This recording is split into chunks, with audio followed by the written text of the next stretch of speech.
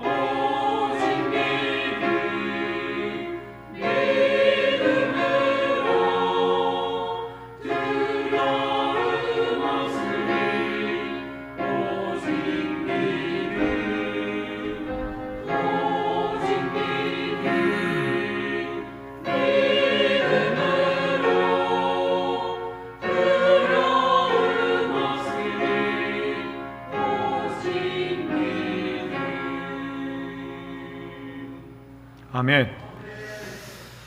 좌우 양옆에 계신 분들하고 한번 인사했으면 좋겠습니다. 예수님 때문에 행복합니다.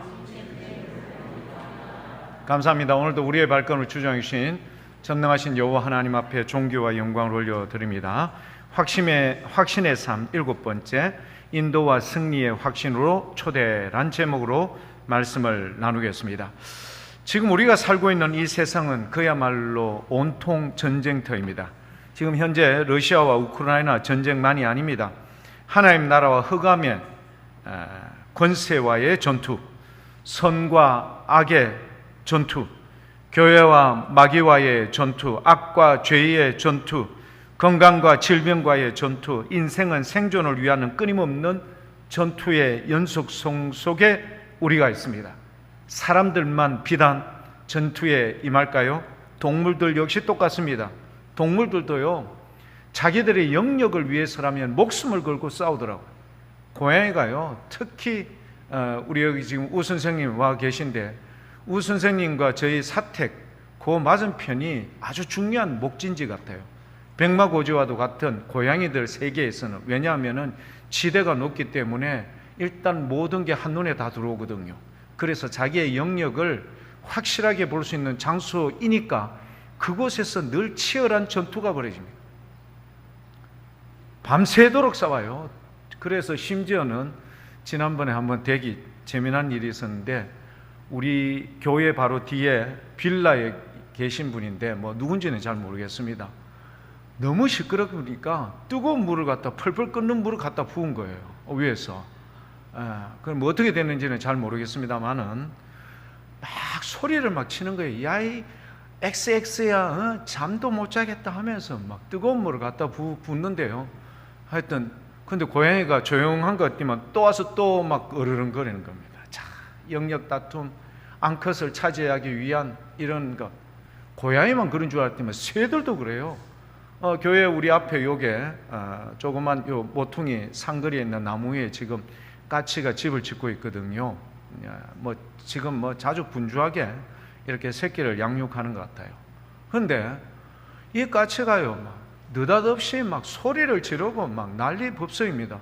그래, 왜 그런가? 무슨 일이 있나?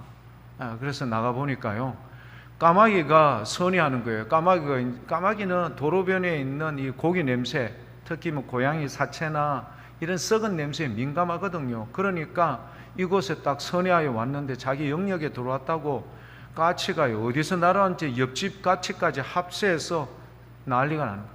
자, 동물들도 이래요. 영역 다툼 치열합디다. 목숨을 걸고요, 싸워요.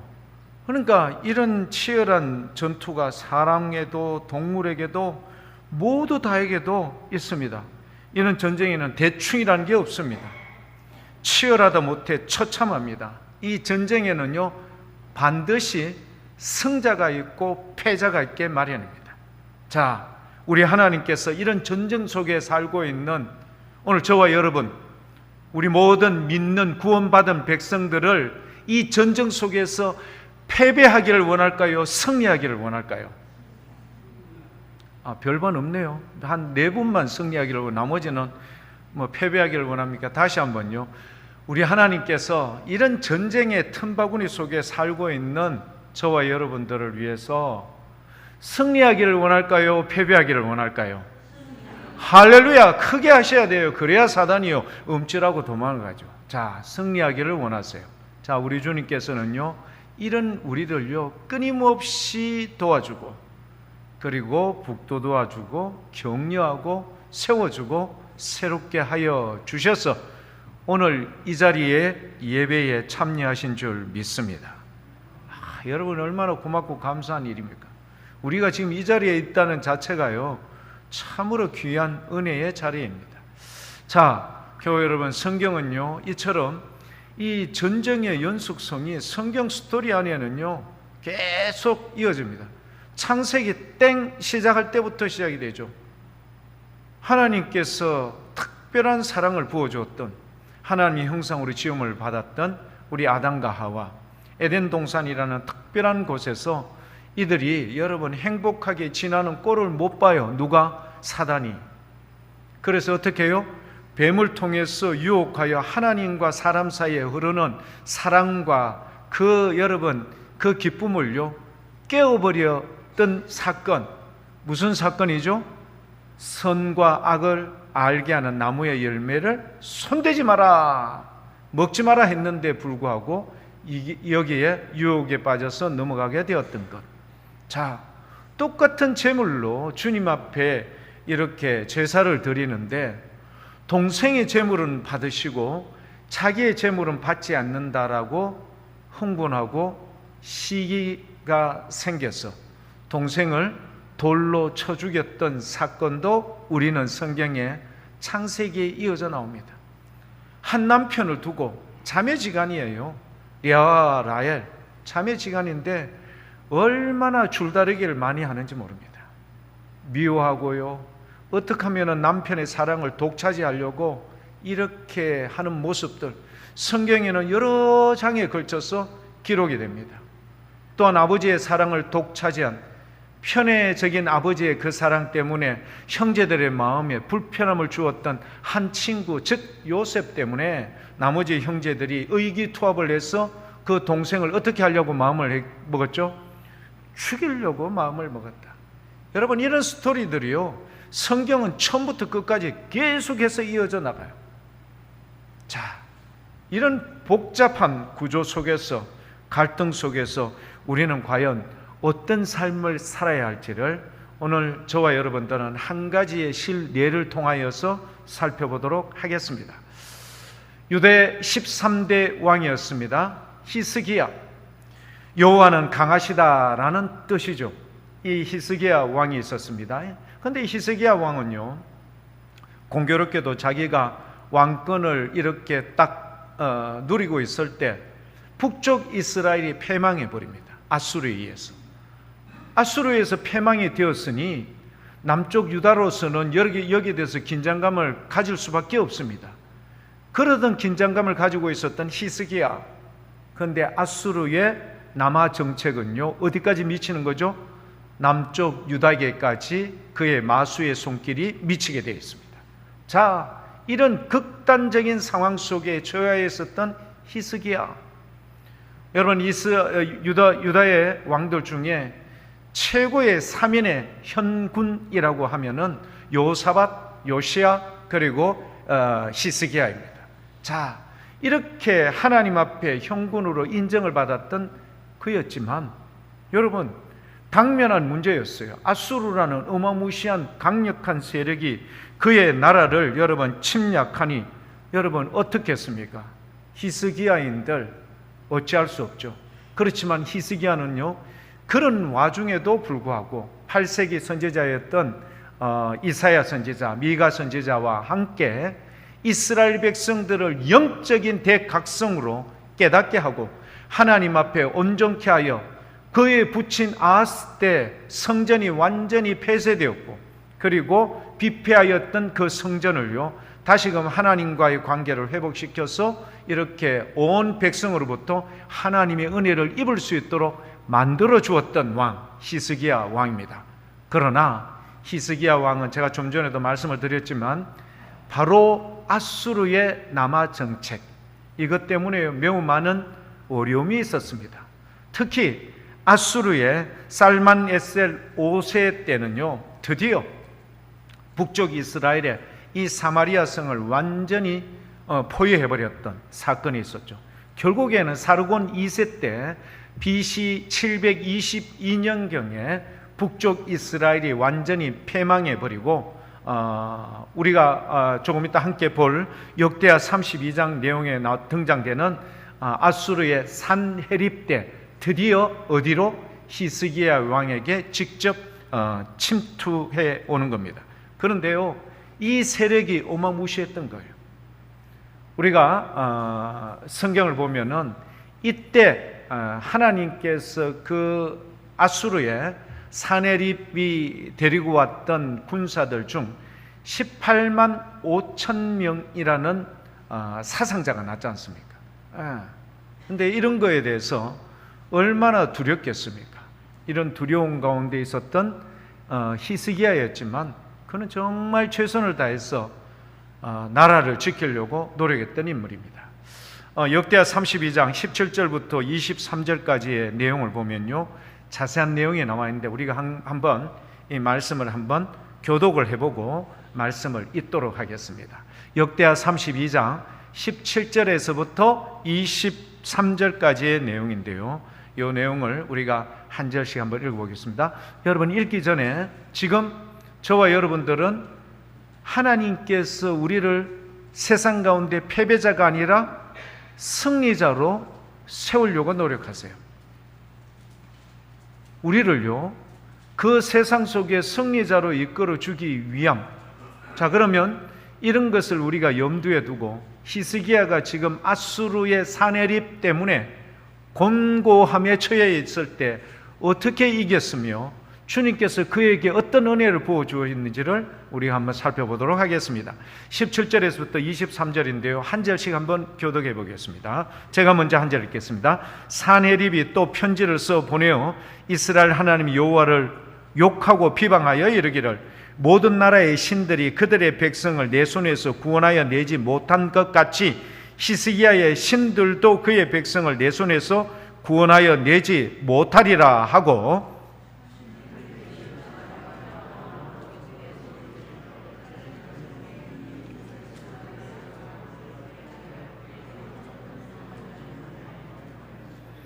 그들이 예루살렘의 하나님을 비방하기를 사람의 손으로 지은 세상 사람의 신들을 비방하듯 하였더라.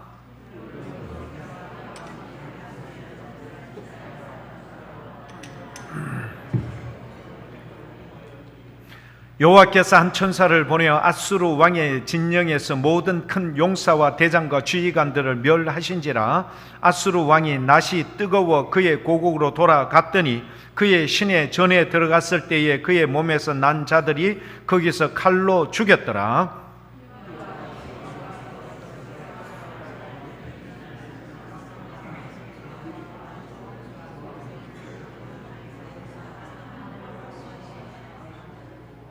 함께 읽겠습니다.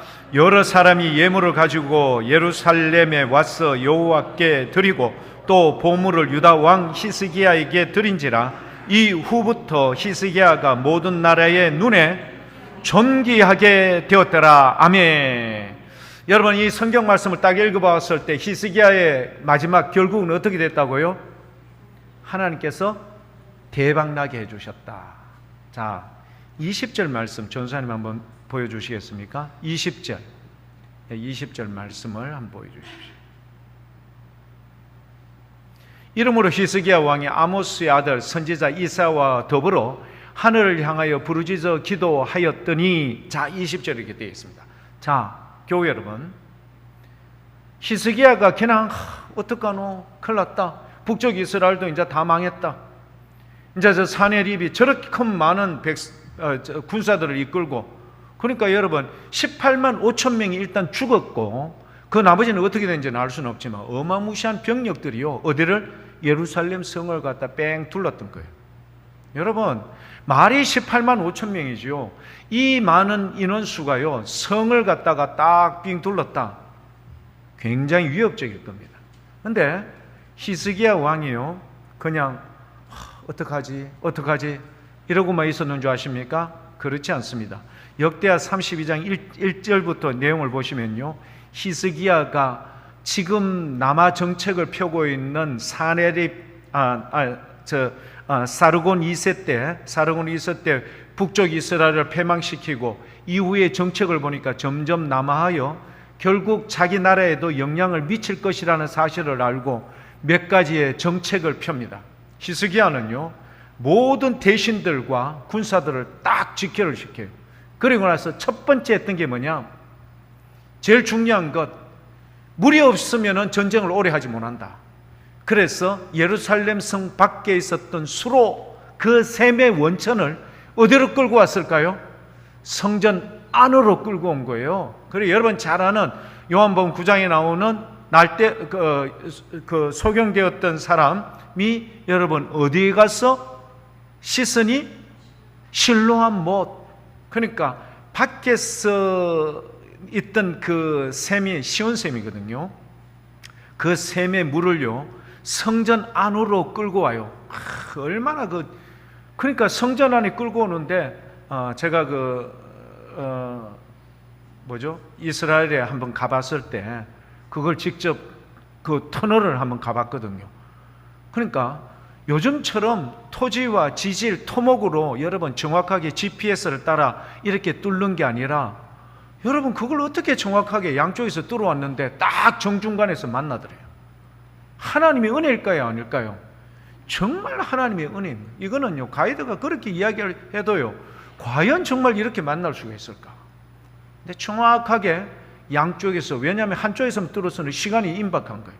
양쪽에서 딱 뚫어왔는데 그렇게 딱 뚫어서 밖에 있었던 셈의 근원을 성전 안으로 끌고 와서 밖에서 공격하는 사람들의 무엇을 차단해 버린 거죠? 물 공급을 차단해 버렸어요. 1번, 2번이요. 그 성벽을 수축해서 망대만큼 높이 쌓았고요. 외벽성을 갖다가 더욱더 강력하게 만들었어요. 세 번째는요, 창과 방패를요 어마무시하게 많이 만들었어요. 네 번째는요, 모든 군사들을 모아놓고 히스기야 왕이 이렇게 권면을 했어요. 아수르 사내립이 끌고 오는 백성이 강력하지만 우리 하나님, 우리와 함께 하시는 그 하나님의 크신 전능하신 그 힘은 더 위대하다, 크다라는 사실을 선포하니까 백성들이 뭘 얻었더라? 위로를 얻었더라, 평안을 누렸더라 라고 고백이 되어 있습니다. 자, 여러분, 기도만 했어요? 아니요. 인간이 할 수 있는 모든 것을 히스기야는 철저하게 지혜롭게 성실하게 준비를 했던 겁니다. 자, 그렇게 했어요. 그런데 문제는 뭐냐? 사내립이요, 그의 부하들과 함께 했던 첫 번째 전술이 뭐였는가 하면은요, 우리 전방에 가면은 우리나라에 그러니까 스피커를 30개씩 이렇게 붙여가지고요, 이 스피커를 중부전선 혹은 서부전선에서 틀면요, 음악도 틀고 그 다음에 나오고 이러면은 이게 어디까지 날아가는 것만 개성 너머까지 막 날아가, 소리가 직진성을 가지고 있었기 때문에, 그래서 북한이 이렇게 그렇게 싫어하는 거예요. 제발 딴 거는 모르지만 뭐 풍선 띄어가지고 하는 거 이것도 싫지만 더 그들을 위태롭게 하는 게 뭐냐 하면은 이거예요. 방송으로 막 하는 거, 이것 때문에 그들의 말하자면 정치적인 위상이 흔들리기 때문에 불안했다. 그래서 뭐 예전에 있었던 어느 대통령하고 뭐 협의회가 당장 우리가 뭐 다 부수 난리도 아니었죠. 그 스피커 뭐 다 없애버리고 뭐 심지어는 진지까지 없애버리고 했으니 이건 뭐 오죽합니까? 자, 이런 여러분 것처럼 선전전을 한 거예요. 유대 방언으로요. 야, 임마들아, 지금까지 우리나라가 물리친 나라들을 막 그 나라의 이름을 다 대는 거예요. 되고 나서 그 나라들 신들이 없었느냐? 그 나라를 지키는 신들이 있었지만 우리가 다 점령을 해버렸다. 지금까지 거침이 없었다. 너희의 함께 같은 민족인 북이스라엘이 우리에 의해서 그렇게 무너졌다는 사실을 너희들 모르느냐? 이렇게 공격을 했어요. 그리고 나서 그들에게 뭘 이야기한 줄 아십니까? 너희의 하나님께서 너희를 지켜주리라 생각하느냐? 어린 반푼 없는 소리 하지 마라. 계속해서 편지 보내고 방송으로 떠들어 제끼니까 백성들이, 군사들이 어떻게 될까요? 두려움에 휩싸이기 시작하는 거예요. 히스기야는 자기가 할 수 있는 것은 다 했어요. 성벽도 세우고요, 수로도 바꿔버리고요, 무기도 여러 번 보충을 했고요, 군사들에게 여러 번 정신적인 교육도 확실하게 했어요. 믿음도 굳건하게 했어요. 그러나 이렇게 방송으로 편지로 그렇게 해 나가는 것에 대해서 백성들이 서서히 마음에 동요가 일어나기 시작했던 거예요. 그때 이것을 한 거예요. 이러므로 히스기야 왕이 아모스의 아들 선지자 이사야와 더불어 하늘을 향하여 부르짖어 뭐 했더라? 기도했더라. 할렐루야. 사랑하는 교회 여러분, 빌립보서 4장 6절에서 7절 아무것도 염려하지 말고 다만 모든 일에 기도와 간구로 너희 구할 것을 감사함으로 하나님께 아뢰라. 그리하면 모든 지각에 뛰어난 하나님의 평강이 그리스도 예수 안에서 너희의 마음과 생각을 지켜주실 것이라고 약속해 주었던 것처럼 히스기야의 이 기도가 누구와 더불어? 이사야 선지자와 더불어 함께 기도함으로 말미암아 어떤 결론에 이르게 된 거죠? 그렇죠. 한 천사가 나왔다고 해요. 참 신기하죠. 천사 하나가 나왔는데 21절 나오죠. 여호와께서 한 천사를 보내어 아수르 왕이 진영에서 모든 큰 용사와 대장과 지휘관들을 멸하였다. 근데 이거를 왕하에 보면은요, 어떤 인원수가 나오는데 그 인원수가 몇 명인가 하면은 18만 5천 명이 송장이 되었다라고 나와요. 18만 5천 명. 천사 한 명을 보내었는데 큰 용사, 대장, 지휘관들을 멸하였는데, 여러분 스타, 중령, 대위, 상사, 중사, 병사들 이런 사람만 죽인 게 아니라 싸그리 다 죽인 거예요. 18만 5천 명이 송장이 되어버린 거예요. 그러니까 사네립이요, 얼굴이 낯이 뜨거워서 어떻게 이런 일이 이루어질 수 있나 싶어 고구로 돌아가서 자기의 신전에 들어갔는데, 놀랍게도 하나님께서 뭘 예배하여 주셨죠? 그의 아들들이 구테타를 딱 일으키는데 돌아온 아버지를 보고 신전에서 칼로 죽여버린 거예요. 그러니까 모든 것이 일순간에 일사천리로 해결이 되어버린 거예요. 언제요? 하루 저녁에. 사랑하는 교회 여러분, 보셨죠?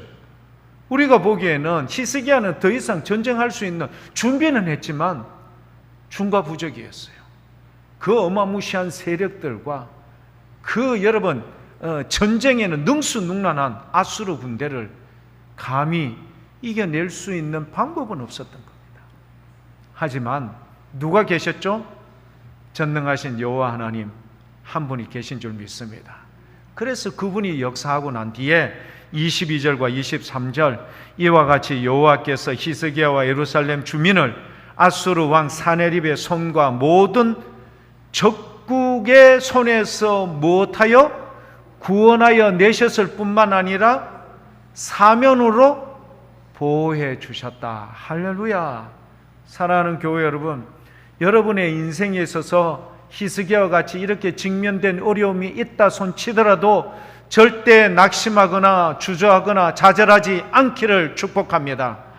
어떤 경우에도 여러분 사면의 적국으로부터 우리를 지켜주시는 분은 오직 전능하신 여호와 하나님 한 분이십니다.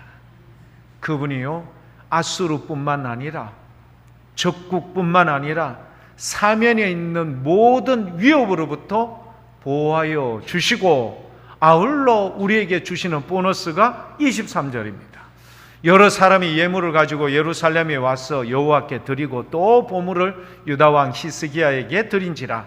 이후부터 히스기야가 모든 나라의 눈에 존귀하게 되었더라. 사랑하는 교회 여러분, 여러분의 삶이 이렇게 될 수 있기를 축복합니다. 자, 그러면 성경에 나온 내용은 우리가 대충 말씀을 들어서 이해합니다. 자, 그러면 오늘 저와 우리가 살고 있는 이 현실은 어떨까요? 대한민국 모든 사람이 최첨단의 상황 속에서 살고 있습니다.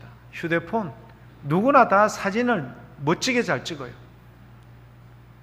복제, 뭔가를 만들어내려고 양을 갖다가 복제해서 만들어내려고 유전자를 변형시키고, 그리고 여러분 지구에서부터 우주선을 띄어서 달나라, 수금지와 목도 천의 명, 지금 보이죠? 2호, 3호 막 날아가지 않습니까?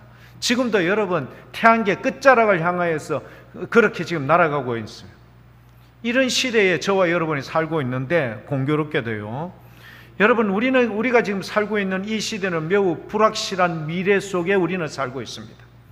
이런 불확실한 미래 속에 살고 있는 우리는요, 매번 매 순간마다 어떤 결정을 내려야 하는데, 이 결정이 어떻게 되느냐에 따라서 미래가 결정되어진다고 하면은 우리는 이 결정에 대해서 여러분 확신을 얻기를 원할까요, 안 할까요? 확신을 얻기를 원하죠. 그래서 많은 정치인들은 어디를 찾아갈까요? 점쟁이를 찾아가는 거예요.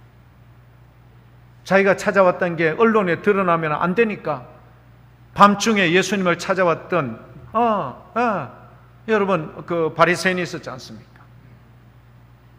밤중에 찾아온 거예요. 그러니까 은밀하게 위장을 해서, 사울도 나중에 점치는 여인에게 위장하여 그렇게 찾아갔던 것처럼 정치인들도 그렇게 하는 거예요. 왜? 미래에 내가 과연 이렇게 해서 내가 국회의원이 될 수 있느냐? 내가 이런 지자체, 내가 뭔가가 될 수 있느냐? 여기에 대해서 생각을 하는 겁니다. 자, 교회 여러분 생각해 보십시오.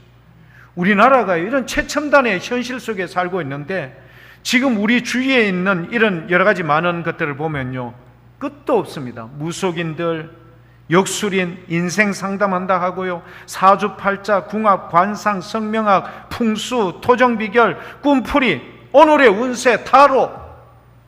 젊은이들이 덕실덕실됩니다. 과연 이 친구하고 사귀어서 내가 정말 오래 어느 정도 사귈 수 있느냐? 바른가 어떠냐? 이런 거 다 여러분 바라보고 있어요. 여러 가지 현실이 다른 나라가 아니라 어느 나라라고요? 지금 이 순간 우리나라가 지금 이런 데 살고 있어요. 그런데 더 놀라운 일은요, 이런 주위에 펼쳐져 있는 수많은 무속인들, 풍수, 지리, 사주팔자 이렇게 하는 사람들 안에 기독교인들도 찾아간다는 거예요. 지난번에 여러분 그 다니엘 기도회 때 나오신 분 아시죠? 여자 무당이었는데 자기가 요즘 신내림도요, 옛날 신내린 사람, 이런 사람은 효력이 없대. 갓 신내린 사람, 제가 얼마 전에 현수막을 보니까 갓 신내림 받은 사람 누구 전화번호 딱 나와 있더라고요. 그러니까 싱싱하다 이 말은 뭐냐면은요, 즉각 응답이 있다, 뭐 이런 내용들이겠죠. 자, 이런 여러 가지 많은 것들이 여러분 그리스도인들도 찾아간다. 이중적 충성이라. 하나님 앞에도 충성한다고 하지만 자기의 인생의 미래를 응답해주지 않은, 금방 응답해주지 않은 우리 하나님 앞에 답답해서 어떻게 한다고요? 찾아가는 거예요. 그런데요, 이렇게 가는 것은 또 두려워. 그래서 어떤 경우가 있는가 하면 뭐 산기도, 뭐 금식기도, 철야기도 뭐 이런 식으로 하는 경우들이 있죠. 그런데 여러분 보세요. 산기도나 이런 데 가면은요, 뭐 어디 가면 기도 용한 여자 전도사님이 있다 이러면은 사람들 막 찾아가요. 그분들이 목소리가 대체적으로 목소리가 이렇습니다.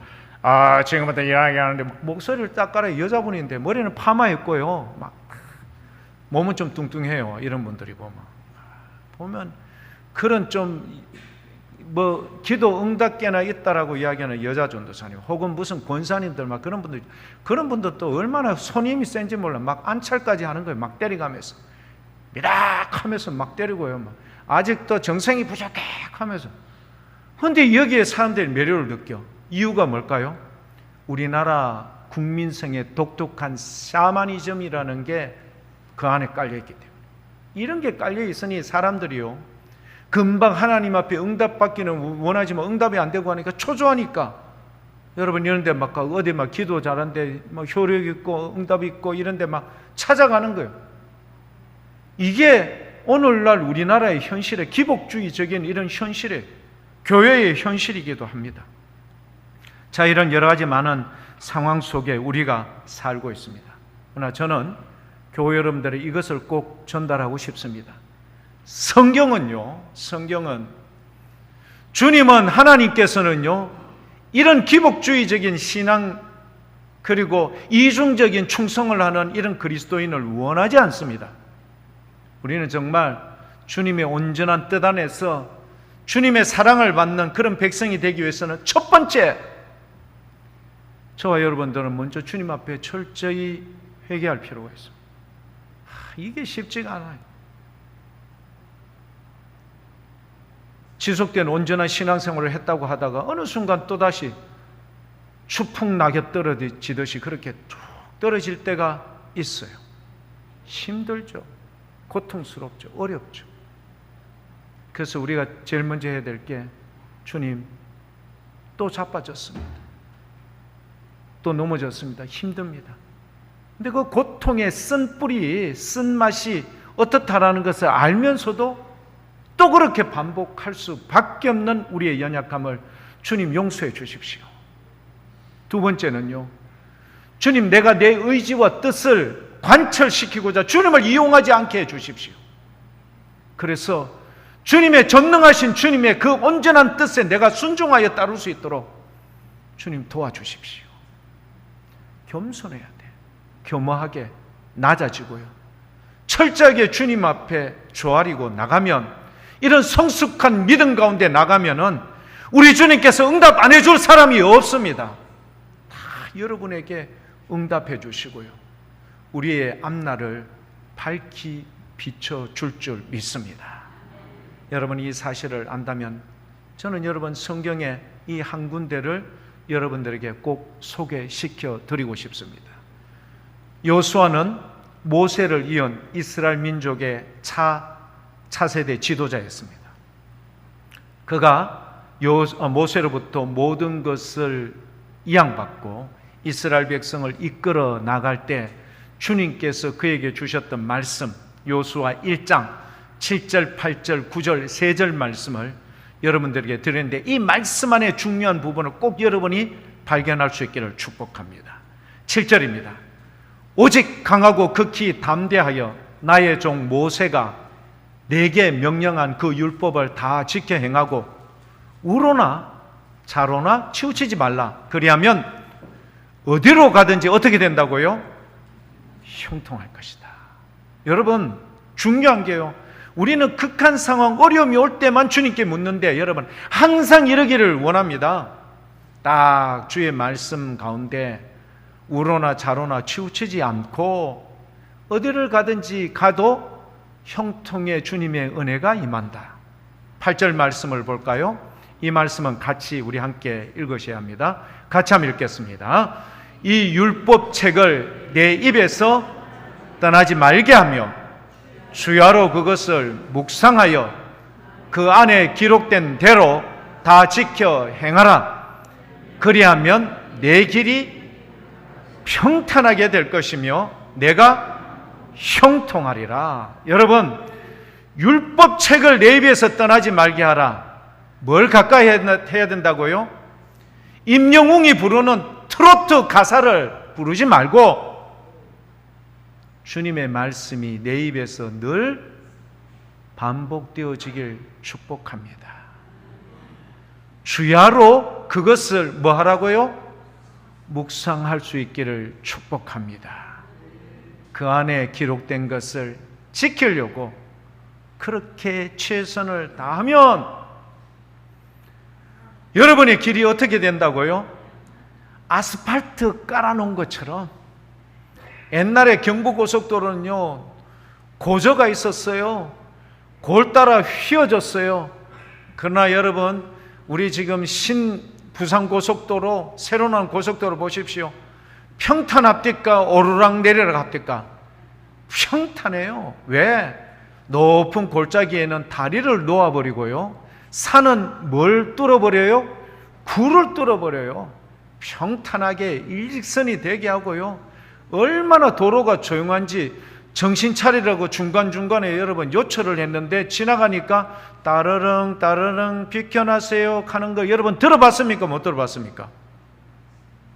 여러분들은 고속도로 안 달려보십니까?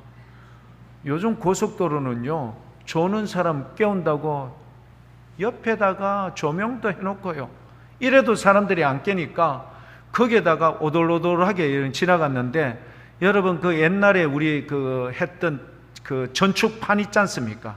LP판, 거기에 보면은 요철 지역으로 해서 음을 그렇게 만들어 놓았다는 게, 바늘로 그렇게. 그러면 자동차 타이어가 지나가면요, 그 요철 지대에 지나가면 뭐가 나오는가 하면 태극기가 바람에 펄럭입니다, 이런 노래가 나온다니까. 제가 여러분 거짓말 하는 줄 아십니까? 한번 가보세요. 새로 나온 고속도로에 가보면은 지나가면은 신기해요. 그런 소리가 나와. 다 여러분 길을 평탄하게 하고요, 사람들에게 은혜를 베풀어 주신다. 뭘 하면? 겸손하게 내 생각을 앞세우지 말고 주님의 말씀에 내가 철저히 순종하겠습니다. 나는 주님 잘 몰라요. 5분 앞도 모르고요, 나는 내 이익과 유익밖에 정신을 못 차렸던 그런 연약한 인생입니다. 오직 주님의 은혜 가운데 온전히 서기를 원합니다. 가르쳐 주세요. 주님 불쌍히 여겨주세요. 주님의 은혜와 긍휼이 있기를 원합니다. 내가 아무리 길을 내려고 해도 그 길은 평탄하지 않습니다. 내가 아무리 물을 가두려고 해도 이것은 터진 웅덩이와 같습니다. 아무리 해도 내가 물을 채울 수 없습니다. 주님께서 도와주셔야 합니다. 어떻게 할까요? 겸손하게 기도하고, 주님, 말씀 보고자 합니다. 제가 뭘 알겠습니까? 주님이 말씀을 볼 때 지혜를 주셔서 주의 뜻이 이해되고 깨달아지고 고백되어지며 결단과 결심이 되어지는 놀라운 은혜가 있기를 원합니다. 기도하고 말씀 가운데 나가 주야로 묵상하고 함께하면 여러분과 여러분의 후손과 여러분의 가문이 주 안에서 어떻게 된다고요? 아까 히스기야 어떻게 됐죠? 존귀하게 되었더라. 그리고 평탄하고 형통하게 되리라 약속해 주셨던 주의 말씀, 주님의 은혜가 우리 모든 믿음의 교우 여러분 가운데 충만할 수 있길 축복합니다. 이런 귀한 은혜로 말미암아 한 주 동안 내내 승리하시는 우리 모든 믿음의 교우 여러분들 다 될 수 있길 축복합니다. 기도하겠습니다. 아버지 하나님, 은혜와 사랑 감사합니다. 모든 것이 주님의 은혜입니다. 주의 말씀으로 인하여 우리의 영혼이 소성하게 하여 주시고, 주님으로 인하여 우리의 마음이 기쁨을 얻게 하여 주시고, 우리 모든 믿음의 교우들이 말씀으로 인하여 행복하며 감사로 가득한 믿음 있는 귀한 교우들 다 될 수 있도록 복을 내려 주옵소서. 감사드리며 예수님 이름으로 기도드립니다. 아멘.